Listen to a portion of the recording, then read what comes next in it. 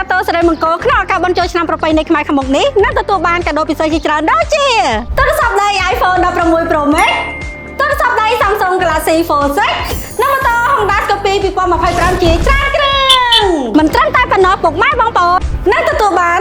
ការវាយកម្ចីសេរីមង្គលដើម្បីឆ្លៀតរង្វាន់រហូតដល់20រង្វាន់ដូចជាទូទឹកកក Samsung 259លីត្រចំនួន5គ្រឿងថង់ទឹកក្តៅ40លីត្រនិងម៉ូតូជំរុញទឹក 2.5 HP ចំនួន4គ្រឿងថង់ទឹកក្តៅចំណុះ50លីត្រនិងម៉ូតូជំរុញទឹក 1 HP ចំនួន3គ្រឿងម៉ាស៊ីនត្រជាក់ Samsung Inverter 1 HP 1គ្រឿងចំនួន3រង្វាន់ម៉ាស៊ីនត្រជាក់ Samsung Inverter 1 HP 2គ្រឿងចំនួន2រង្វាន់វាំងននក្រណាត់ Standard 1ឈុតចំនួន2រង្វាន់វាំងននក្រណាត់ Premium 1ឈុតចំនួន1រង្វាន់វ៉ាវពិតជាអស្ចារ្យខ្លាំងមែនទែនព្រមទាំងមានការបន្ថែមជូនសម្ភារៈនៅខាងក្នុងផ្ទះរហូតដល់4មុខថែមទៀតផងលឿនឱកាសចំណេញមានត្រឹមតែថ្ងៃទី5រហូតដល់ថ្ងៃទី30ខែមេសាឆ្នាំ2025តែប៉ុណ្ណោះ